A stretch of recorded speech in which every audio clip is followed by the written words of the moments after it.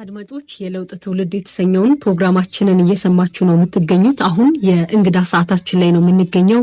የዛሬው ወጣት እንግዳችን ስቱዲዮ ተገኝቷል። ስለመጣ በጣም ነው የምናመሰግነው። ስምህን በመታወቅ እንጀምር። አመሰግናለሁ። እኔም አክብራችሁኝ ስለጠራችሁ በጣም አመሰግናለሁ። እኔ ተስፋዬ ዮሐንስ ወይም ደግሞ በቅጽል ስም ከተማ ውስጥ በሚታወቀው ፊሾ በሚል ስም እታወቃለሁ። አንዳንዶች ደግሞ ኢማሪስ ብሎም ይጠሩኛል። ማለትም የሥራ ቦታዎች አብዛኞቹ ኢማሪስ ናቸውና ስለዚህ ፊሾ ኢማሪስ ወይም ተስፋዬ ዮሐንስ ነው የሚባለው። ስሜ ይሄን ይመስላል። እንግዲህ ብዙ ስሞች አሉ።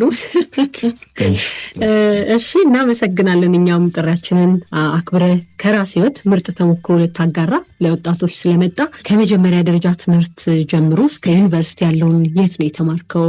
ምንስ አጠና የሚለው እናንሳ። እሺ፣ አመሰግናለሁ። በመጀመሪያ ያው ለዚህ ያበቃኝን እግዚአብሔርን እያመሰገንኩ እናንተም ደግሞ የፕሮግራማችሁም ስም በጣም ደስ ይላል፣ የለውጥ ትውልድ እና ይሄ ጄኔሬሽን በጣም ለአዲስ ነገሮች ቅርብ የሆነ ለለውጥ በጣም የተዘጋጀ ትውልድ ነውና በዚህ ፕሮግራም ስለተጋበዝኩ ደስ ይያለኝ።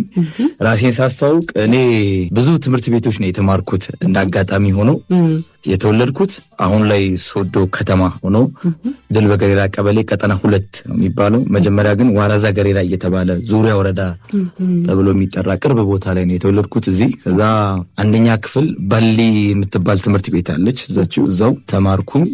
አንደኛ ክፍል ከተማርኩ በኋላ ሁለተኛ ክፍል ወደ ሉትራን ትምህርት ቤት ነው የመጣሁት። ከዛ እንግዲህ ብዙ ነው እንዳልኳችሁ። ሶስተኛ ክፍል እስከ 5ኛ ክፍል ደግሞ ሊጋባ ትምህርት ቤት ነው የተማርኩት። ከ6 እስከ 8 ጮራ ነው የተማርኩት።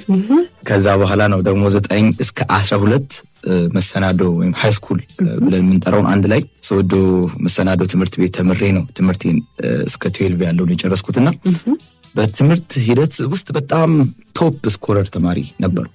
ማለትም አስታውሳቸዋለሁ ከ12ቱ ግሬዶች 6 ጊዜ አንደኛ ነው የወጣሁት፣ 6 ጊዜ ደግሞ ሁለተኛ ነው የወጣሁት። ዳስ በቃ እስከ መጨረሻው እንደዛ ነበረ። በዛ ኦል ውስጥ መውጣቶች ነበሩ። እነዚህ የሚኒስትሪ ውጤቴም ግቢ ጮራ ትምህርት ቤት ውስጥ 3ኛ ደረጃ ያለው ውጤት ነበረኝ። ከዛ በኋላ ደግሞ ማትሪክ 4 ነው የሰራሁት። ሃይስኩል ላይ 9 እና 1 ቢ ፊዚክስ ብቻ ገብቶብኝ ነው የሰራሁት። ከዛ በኋላ እንግዲህ እንደዚህ ጎበዝ ተማሪ ተብሎ የሚጠራውን ሰፈር የሚያውቀው ዶክተር ነው የሚጠራው ነው። በቃ እኔ ራሴን ዶክተር ነው ብዬ ምል የነበረው።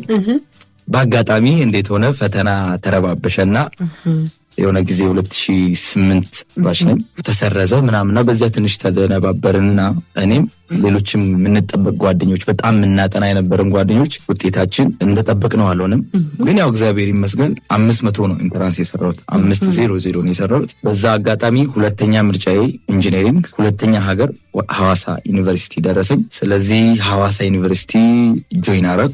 እዛም ከገባው በኋላ ደግሞ ፕሪ ኢንጂነሪንግ ከተማርኩ በኋላ ካሉ ምርጫዎች ውስጥ መርጬ አሪፍም ግሬድ ስለነበረኝ መካኒካል ምህንድስና ነው ያጠናሁትና ያለው የትምህርት ባክግራውንድ ይሄን ይመስላል። እዛው ደግሞ መካኒካል ኢንጂነሪንግ የተማርኩ እንግዲህ ዕውቀት ማለት ወይም ደግሞ ጎበዝ መባል አንድ ብቻ አይደለምና ኢንቫይሮንመንቲን በደንብ ታጠና ነበር። በጣም አይ ነበርና በጣም ሳክሲድ ላደርግበት የምችለው ውስጤ ያለኝ አቅም ምንድነው ከኢንጂነሪንግ ባሻገር ብዬ አየውና 3ኛ ዓመት ጀምሮ ቢዝነስ ማኔጅመንት ዊከንድ ጀመርኩ።